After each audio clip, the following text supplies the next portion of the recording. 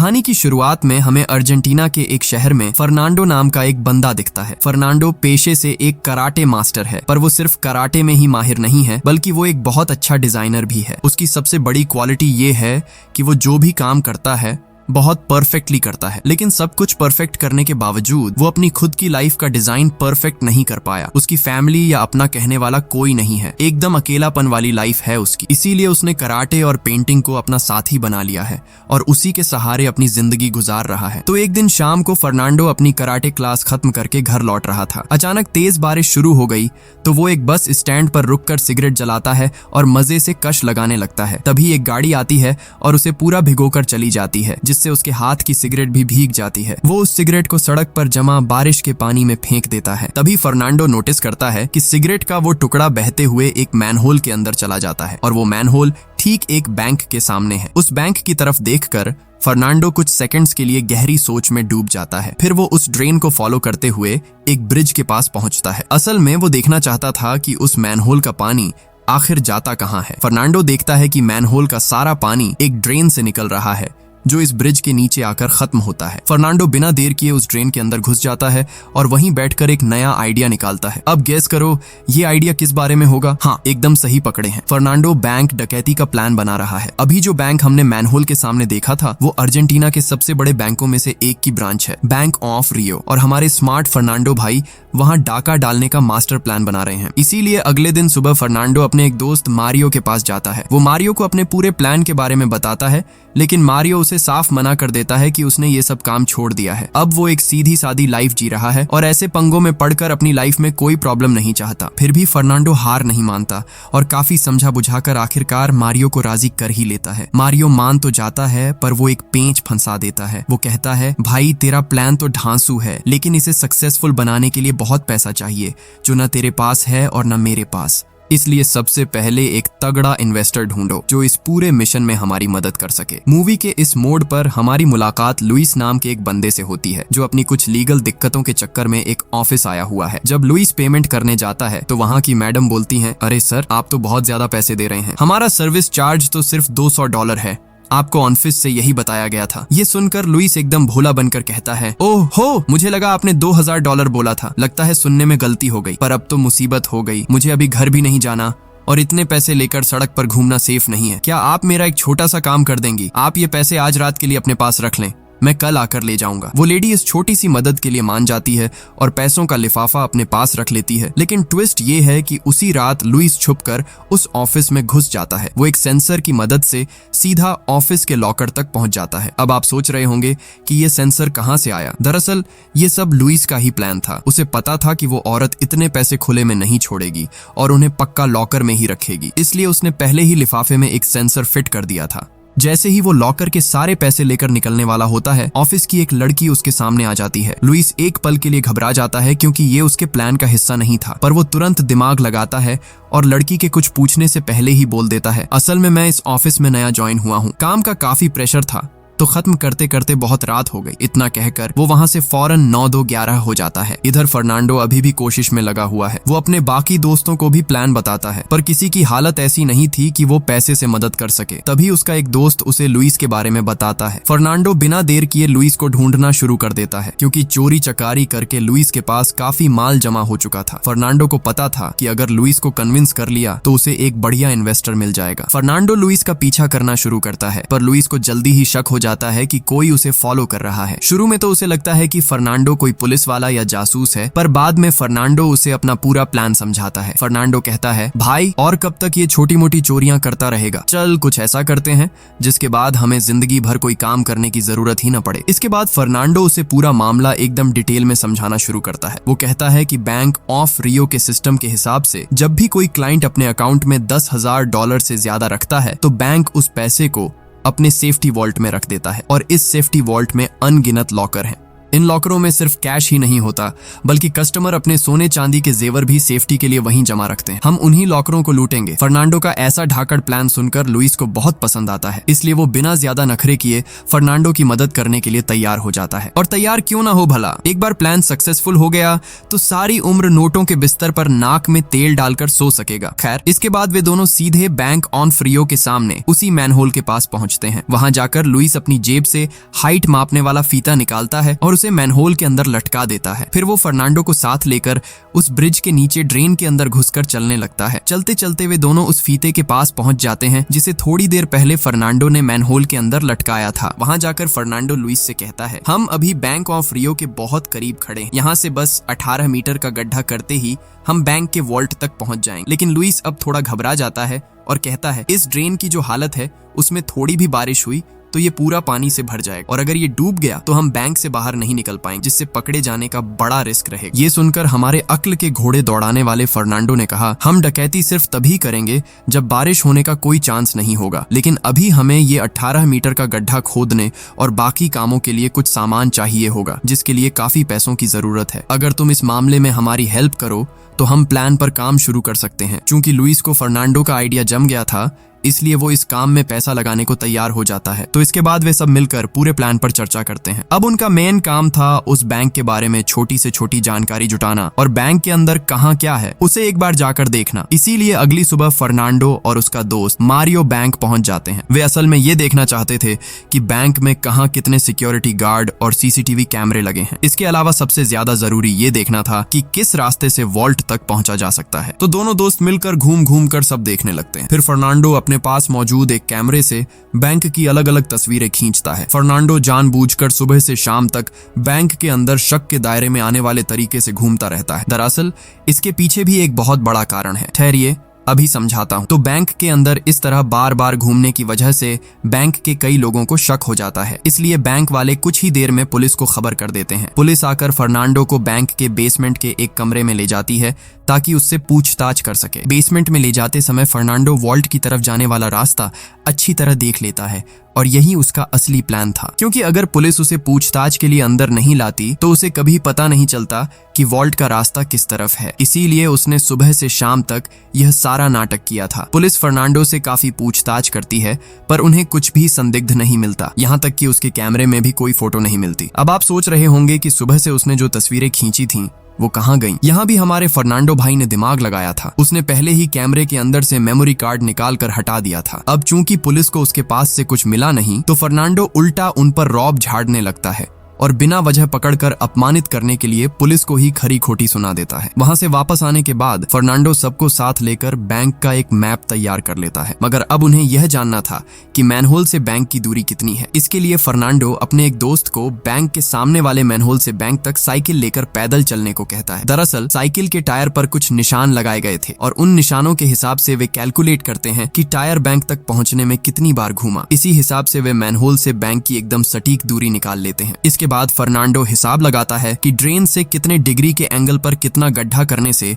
वे आसानी से बैंक के वॉल्ट रूम तक पहुंच जाएंगे। उसकी ये जबरदस्त कैलकुलेशन देखकर अब तक आप समझ ही गए होंगे कि वो हर काम कितनी परफेक्शन के साथ करता है। अब वे लोग हर चीज के लिए तैयार हैं। फर्नांडो लुइस से कहता है, देख भाई, हमने जो बैंक से पैसा चुराने का प्लान बनाया है इससे किसी भी कस्टमर का नुकसान नहीं होगा, क्योंकि इस बैंक में हर कस्टमर का अकाउंट इंश्योर्ड है। इसलिए अगर उनका पैसा चोरी भी हो गया तो उन्हें कोई दिक्कत नहीं होगी, क्योंकि इंश्योरेंस कंपनी उन्हें सारा पैसा वापस करने के लिए मजबूर है। मतलब सोचिए कितने नेक दिल चोर हैं ये। डकैती से पहले ये भी सोच रहे हैं कि किसका नुकसान होगा और किसका नहीं। खैर, सब कुछ इतना बढ़िया प्लान होने के बावजूद लुइस थोड़ा टेंशन में है, क्योंकि उसने बहुत सारा पैसा इन्वेस्ट कर दिया है और हमारे फर्नांडो ने बैंक के वॉल्ट में घुसने का प्लान तो एकदम चकाचक बना लिया है, पर वॉल्ट का दरवाजा कैसे खुलेगा इसका प्लान अभी तक नहीं बनाया है। खैर, इसके बाद वे सब मिलकर उस ड्रेन के अंदर चले जाते हैं, क्योंकि आज से ही उन्हें सुरंग खोदने का काम शुरू करना था। फर्नांडो ने पहले ही एक लेजर के जरिए सुरंग का सही एंगल सेट कर दिया था। फर्नांडो का दोस्त मारियो उसी के हिसाब से खुदाई का काम शुरू कर देता है। इस काम को पूरा करने में उन्हें काफी दिन लगने वाले थे। इसी बीच वे अपनी टीम में अल्बर्टो नाम के एक नए बंदे को शामिल करते हैं। अब अल्बर्टो को मिलाकर टीम में टोटल 5 लोग हो गए हैं। अल्बर्टो का काम बैंक से निकलने के बाद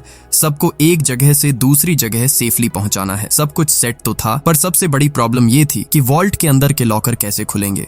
इसका कोई जुगाड़ अब तक नहीं मिला था। जब सब बैठकर डिस्कस करते हैं तो कोई कहता है कि वेल्डिंग मशीन से लॉकर खोलेंगे, पर फर्नांडो उन्हें समझाता है वहां 400 लॉकर हैं भाई। वेल्डिंग मशीन से एक लॉकर खोलने में 3 से 4 मिनट लगेंगे और हमारे पास बैंक के अंदर सिर्फ 7 घंटे होंगे। इस हिसाब से तो हम ज्यादा पैसे लूट ही नहीं पाएंगे। हमें कुछ ऐसा चाहिए जिससे लॉकर फटाफट खुले। फर्नांडो लुइस से कहता है कि हमें उन लॉकरों का डिजाइन और लॉकिंग सिस्टम समझना होगा। इसके लिए तुम कल उसी बैंक की दूसरी ब्रांच में जाओ और वहां के लॉकरों को गौर से देख कर आओ। अब दूसरी ब्रांच में क्यों? क्योंकि जिस बैंक में चोरी करनी है वहां बार बार जाने से शक हो सकता था। फर्नांडो कोई भी कसर बाकी नहीं छोड़ना चाहता था। लुइस दूसरी ब्रांच में जाकर एक अकाउंट खुलवाता है और अपने लिए एक लॉकर रेंट पर लेता है। लॉकर खोलते समय वो बारीकी से देखता है कि सिस्टम कैसे काम करता है। सारी रिसर्च के बाद वे एक छोटी हाइड्रोलिक मशीन तैयार करते हैं जिससे एक लॉकर सिर्फ 7 सेकंड में खुल सकता था। अब सब कुछ पटरी पर था, लेकिन चोरी के बाद माल ले जाने के लिए एक गाड़ी चाहिए थी। टीम के ही एक बंदे ने एक चोरी की हुई गाड़ी का इंतजाम किया जिसकी हालत देखने लायक थी। एक दिन जब वे सब उस गाड़ी के साथ अल्बर्टो के घर के सामने खड़े थे तभी वहां पुलिस आ धमकती है। सबको लगा कि अब तो गए, क्योंकि गाड़ी चोरी की थी और उनके पास कोई पेपर नहीं थे। तभी अल्बर्टो और उसकी वाइफ ने आकर किसी तरह बात संभाल ली और पुलिस वहां से चली गई। लेकिन इसी बीच अल्बर्टो ने एक बड़ा कांड कर दिया। उसने बड़े ही भोलेपन में अपनी वाइफ को इस पूरी डकैती के बारे में बता दिया। ये सुनकर टीम के बाकी लोग भड़क गए, पर अल्बर्टो उन्हें यकीन दिलाता है, आज तक मैंने जो भी किया है अपनी बीवी को बताया है, तुम टेंशन मत लो, वो किसी को कुछ नहीं बताएगी। अब उसकी बीवी राज छुपाकर रखती है या सबको बता देती है, ये तो क्लाइमेक्स में ही पता चलेगा। खैर, इधर सुरंग बनाने का काम लगभग पूरा हो चुका है, लेकिन फर्नांडो के पास अभी भी उस मेन वॉल्ट को खोलने का कोई आइडिया नहीं था। इस बात पर लुइस बुरी तरह भड़क जाता है क्योंकि उसने अब तक इस काम में बहुत सारा पैसा लगा दिया था। वो फर्नांडो से झगड़ा करके अपने घर चला जाता है। उसी रात फर्नांडो अपनी गर्लफ्रेंड के साथ छत पर लेटा बातें कर रहा था कि अचानक उसके दिमाग में एक जबरदस्त आइडिया आता है। वो बिना देर किए सीधा लुइस के घर पहुंचता है और उससे कहता है, भाई मेरे दिमाग में एक फाड़ू प्लान आया है। पहले मैंने सोचा था कि जब बैंक बंद होगा तब चोरी करेंगे, पर अब प्लान बदल गया है। बैंक जब बंद होता है तब सिक्योरिटी अलग होती है और जब खुला होता है तब अलग। हम बैंक तब जाएंगे जब वो चालू होगा, क्योंकि बैंक खुला होने पर उसका सेफ्टी वॉल्ट भी खुला रहता है, क्योंकि दिन भर कस्टमर्स अपने लॉकर खोलने आते रहते हैं। क्योंकि हमें वॉल्ट का दरवाजा खोलने का तरीका नहीं पता, इसीलिए बैंक चलने के दौरान चोरी करना हमारे लिए ज्यादा से ज्यादा सेफ है। और एक प्लस पॉइंट ये भी है कि वॉल्ट में कोई अलार्म सेट नहीं होता। जब हम बैंक में घुसेंगे तो पुलिस को लगेगा कि हम कोई छोटे मोटे चोर हैं और उन्हें हमारी सुरंग के बारे में कानों कान खबर नहीं होगी। मतलब सिंपल भाषा में समझाऊं तो प्लान ये था, एंट्री होगी सबके सामने से, पर एग्जिट होगा सुरंग से। अंदर क्या खिचड़ी पक रही है ये बाहर वालों को पता ही नहीं चलेगा और वे आराम से चोरी करके निकल जाएंगे। देखते ही देखते वो ऐतिहासिक दिन आ जाता है। सब अपना अपना हुलिया बदलकर बैंक में घुस जाते हैं। अंदर जाने से पहले हर कोई अपनी उंगलियों पर सुपर ग्लू जैसा एक गोंद लगा लेता है ताकि बैंक में कहीं भी उनके फिंगरप्रिंट्स न छूटें। बैंक में घुसते ही सब अपनी अपनी पोजीशन ले लेते हैं और चेहरे ढक लेते हैं। फिर बंदूक की नोक पर सबको अपने कब्जे में ले लेते हैं और बैंक के सारे दरवाजे बंद कर देते हैं ताकि पुलिस या कोई बाहरी बंदा अंदर न आ सके। इसके बाद लुइस बैंक के कैशियर को एक सूटकेस देता है और सारा कैश उसमें भरने को कहता है। अब आप सोच रहे होंगे कि ये क्यों किया? दरअसल ये एक चाल थी ताकि सबको लगे कि वे बस छोटा मोटा कैश लूटने आए हैं और उसे लेकर भाग जाएंगे। लेकिन इसी बीच सिक्योरिटी रूम में बैठा एक गार्ड सीसीटीवी में सब देख लेता है और तुरंत पुलिस को फोन कर देता है। कुछ ही देर में पुलिस बैंक के सामने पहुंच जाती है। ये खबर मिलते ही फर्नांडो एक बंदे को पकड़कर बैंक के बाहर आता है। वहां आकर वो पुलिस को सुनाते हुए कहता है, हमारे पास अंदर भारी गोला बारूद और हथियार हैं। अगर किसी ने भी अंदर घुसने की कोशिश की तो हम सबको जान से मार देंगे। इतना बोलकर फर्नांडो उस आदमी को लेकर वापस बैंक के अंदर चला जाता है। असल में फर्नांडो चाहता था कि पुलिस को ये लगे कि वे चोरी करके सामने के दरवाजे से ही भागने की कोशिश करेंगे। खैर, इसके बाद वे बैंक के अंदर के सारे सीसीटीवी कैमरे तोड़ देते हैं और उस सिक्योरिटी गार्ड को उसके रूम से बाहर निकाल लाते हैं। लुइस उस गार्ड की बंदूक छीनकर उसकी सारी गोलियां निकाल लेता है और खाली बंदूक उसे वापस थमा देता है। लुइस उसका मोबाइल लेकर कहता है, जाओ, हमने तुम्हें आजाद किया। बाहर जाकर पुलिस से कहना कि अगर वे हमसे बात करना चाहते हैं तो तुम्हारे नंबर पर कॉल करें। इतना कहकर वे सच में उस गार्ड को बाहर भेज देते हैं। पुलिस वाले ये देखकर हैरान रह जाते हैं क्योंकि उन्होंने इस किस्म के चोर पहले कभी नहीं देखे थे। पुलिस को पहले तो ये शक होता है कि कहीं ये गार्ड भी उनके साथ मिला हुआ तो नहीं है, क्योंकि चोरों ने उसकी बंदूक जो वापस कर दी थी। पर पुलिस को ये नहीं पता था कि बंदूक अब खाली है। मूवी के इस मोड़ पर हम देखते हैं कि मारियो ने बैंक तक सुरंग खोदने का काम पूरा कर लिया है। उसी सुरंग के रास्ते मारियो वो सारा सामान अंदर भेज देता है जिससे लॉकर खोले जाने थे। वे बिना देर किए हाइड्रोलिक मशीन से से लॉकर तोड़ना शुरू कर देते हैं। कुछ लॉकरों में कैश निकलता है तो कुछ में गोल्ड बार और कीमती सामान। वे अपना काम बड़ी सफाई से कर रहे थे। इधर हमारे लुइस बाबू पूरे टशन में हैं। हाथ में बंदूक लेकर सबको ऐसी धमकियां दे रहे हैं जैसे वही इस गैंग के लीडर हों। बाहर तब तक सिटी पुलिस, स्पेशल फोर्स और मीडिया का तांता लग चुका था। पुलिस इंचार्ज लुइस के पास मौजूद उस फोन पर कॉल करता है। लुइस पहले तो थोड़ा घबराता है क्योंकि उसने छोटी चोरियां तो की थी, पर इतना बड़ा कांड पहली बार कर रहा था। फिर भी खुद को संभाल कर वो पुलिस से डील करना शुरू करता है। बातचीत के दौरान लुइस को अंदाज हो जाता है कि पुलिस की एक टीम बैंक की छत पर पहुंच चुकी है और किसी भी वक्त अंदर घुस सकती है। लुइस तुरंत ऑफिसर को धमकी देता है, अभी वक्त है, अपने बंदों को नीचे बुला लो वरना हम अंदर सबको खत्म कर देंगे। ऑफिसर के पास कोई चारा नहीं बचता और वो सबको पीछे हटने को कहता है। फिर ऑफिसर लुइस से कहता है, सुनो बेटे, तुम चाहे जितनी चालाकी कर लो, बैंक से बाहर नहीं निकल पाओगे। पुलिस ने चारों तरफ से घेराबंदी कर रखी है। तब लुइस कहता है, अच्छा एक काम करो, तुम किसी वकील को बुलाकर लाओ। अब लुइस के दिमाग में ये जो आइडियाज आ रहे हैं, ये सब फर्नांडो ने पहले ही उसे सिखा रखे थे। फर्नांडो ने उसे समझाया था कि कैसे कानून की बातों में उलझाकर पुलिस के काम को स्लो करना है और अपने लिए वक्त निकालना है। मजे की बात तो ये है कि इस रोल को ठीक से निभाने के लिए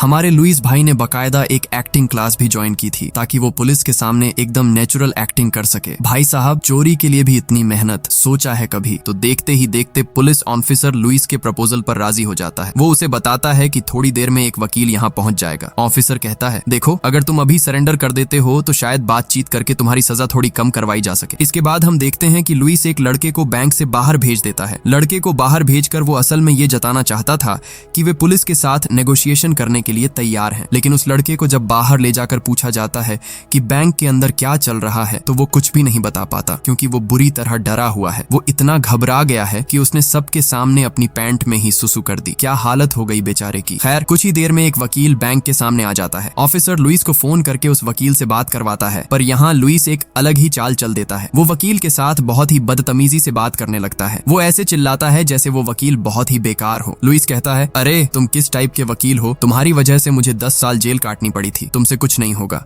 इसके बाद वो वकील को गालियां देने लगता है। ये सब सुनकर वकील साहब एकदम हक्के बक्के रह जाते हैं। असल में लुइस पुलिस के काम को और भी स्लो करना चाह रहा था। लुइस अब ऑफिसर से कहता है, मुझे तुम्हारे इस वकील पर रत्ती भर भी भरोसा नहीं, इससे मेरा कोई फायदा नहीं होने वाला। मैं तुम्हें एक नंबर दे रहा हूँ, तुम उस वकील से कॉन्टैक्ट करो, वो मेरा बहुत भरोसेमंद वकील है, उसे फोन करके यहाँ बुलाओ। ये कहकर लुइस बैंक के अंदर ही मौजूद एक फोन का नंबर दे देता है। इधर वॉल्ट के अंदर अभी भी लॉकर तोड़ने का काम चल रहा है, लेकिन अचानक मशीन गर्म हो जाने की वजह से काम थोड़ी देर के लिए रोकना पड़ता है। इसीलिए फर्नांडो लुइस को फोन करके कहता है, भाई हमें थोड़ा और एक्स्ट्रा टाइम लगेगा, तू जैसे भी हो पुलिस को मैनेज कर। लुइस भी पुलिस को उलझाने के लिए एकदम रेडी था। अभी जो नंबर लुइस ने ऑफिसर को दिया था उस पर जैसे ही कॉल आता है लुइस ही फोन उठाता है। वो अब अपनी आवाज बदलकर ऐसे बात करता है जैसे वो कोई वकील हो। जब उसे बैंक आने को कहा जाता है तो वो इधर बड़ी बातें बनाकर ऑफिसर को टालने लगता है। आखिर में वो कहता है कि उसे पहुंचने में कम से कम 1 घंटा लगेगा और फोन काट देता है। ऐसे ही धीरे धीरे समय बीतता रहता है। इसी बीच लुइस को पता चलता है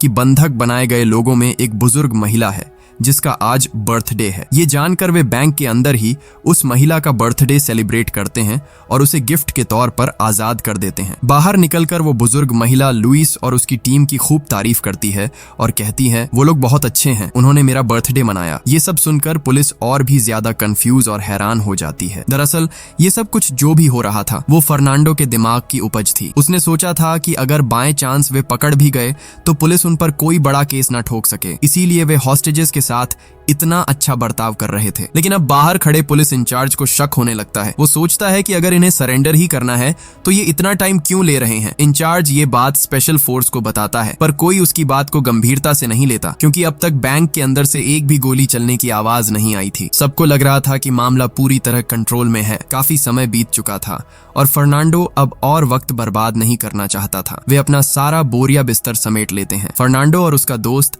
सारा माल बोरियों में भर लेते हैं। दूसरी तरफ लुइस बंधकों को ऊपर की मंजिल पर छोड़कर चुपचाप नीचे आ जाता है। इसके बाद फर्नांडो अपनी सारी बंदूकों को एक कपड़े पर बड़े सलीके से सजाकर रख देता है। और यहाँ आता है एक जबरदस्त ट्विस्ट। अब तक आपने उनके हाथों में जो भी बंदूकें देखी थीं, उनमें से एक भी असली नहीं थी। ये भी फर्नांडो का ही प्लान था। वो नहीं चाहता था कि गलती से भी किसी की जान जाए और बंदूकें वहां छोड़ने की वजह ये थी कि पुलिस उन्हें देखकर समझ जाए कि ये नकली हैं। इसके पीछे भी एक कानूनी दांव था। अगर वे पकड़ भी जाते तो नकली बंदूक इस्तेमाल इस्तेमाल करने की वजह से उनकी सजा बहुत कम होती। क्या खतरनाक दिमाग है ना? इसके बाद वे एक एक करके उस सुरंग के रास्ते बाहर निकलने लगते हैं। जाने से पहले वे सुरंग वाली जगह को अच्छे से साफ कर देते हैं ताकि कोई सबूत न बचे। फिर वे एक गाड़ी की मदद से एक भारी अलमारी को खींचकर सुरंग के मुंह के सामने खड़ा कर देते हैं ताकि रास्ता बंद हो जाए। इधर काफी देर तक जब कोई चोर बंधकों के पास नहीं आता तो उन्हें शक होता है। वे समझ जाते हैं कि डाकू जा चुके हैं, इसलिए वे एक एक करके बैंक से बाहर आने लगते हैं। ये देखकर पुलिस इंचार्ज के होश उड़ जाते हैं। तभी उसकी नजर बैंक के सामने वाले मैनहोल पर पड़ती है और उसे सब समझ आ जाता है कि वे सुरंग के रास्ते निकल भागे हैं, क्योंकि बैंक में आने जाने का बस एक ही रास्ता था। बिना देर किए ऑफिसर पुलिस की एक टीम को नाले के अंदर भेज देता है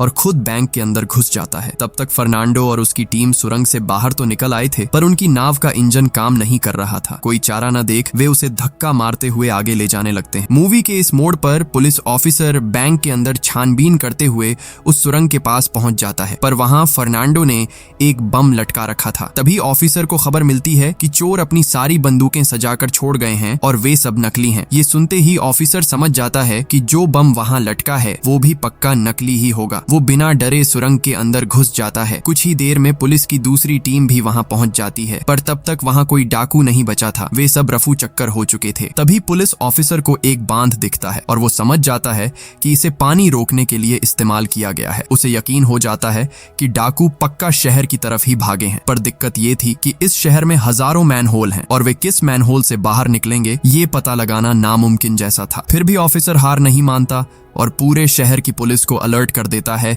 कि हर मैनहोल पर नजर रखी जाए। और आपको बता दूं, ये जो बांध बनाया गया था ये भी फर्नांडो के मास्टर प्लान का ही हिस्सा था। उसे पता था कि अगर पुलिस को भनक लगी तो वे सुरंग के रास्ते उनका पीछा करेंगे, इसीलिए उन्होंने ड्रेन की उल्टी दिशा में जाने का प्लान बनाया था। चलते चलते वे एक मैनहोल के नीचे पहुंचते हैं, जिसके ठीक ऊपर उन्होंने अपनी वो खटारा गाड़ी पहले से ही खड़ी कर रखी थी। वे धीरे धीरे सीढ़ियों से ऊपर आते हैं, पर तभी वहां एक पुलिस की गाड़ी आ जाती है। ये देखकर सबकी जान हलक में आ जाती है। उन्हें लगता है कि इतनी मेहनत, इतना परफेक्ट प्लान सब मिट्टी में मिल गया। पर उनकी किस्मत अच्छी थी। पुलिस की गाड़ी वहां रुकने के बजाय उनके बगल से गुजर जाती है। तब जाकर उन्हें एहसास होता है कि वे बैंक से कितनी दूर निकल आए हैं। इसके बाद फर्नांडो और उसकी टीम सारा माल लेकर घर पहुंचती है। चूंकि वे पानी के रास्ते आए थे, इसलिए काफी नोट भीग गए थे, जिन्हें वे आराम से सुखाते हैं और फिर सारा माल आपस में बांट लेते हैं। सबूत मिटाने के लिए वे उस चोरी की गाड़ी को भी जला देते हैं। काफी दिन बीत जाते हैं और सब अपनी अपनी लाइफ में ऐश कर रहे थे। उनके पास इतना पैसा था कि अब 7 पुश्तों तक काम करने की जरूरत नहीं थी। पर हमारे अल्बर्टो भाई थोड़े पगला गए थे। पैसा देख उनके पंख निकल आए थे और वे अंधाधुंध पैसा उड़ा रहे थे। हद तो तब हो गई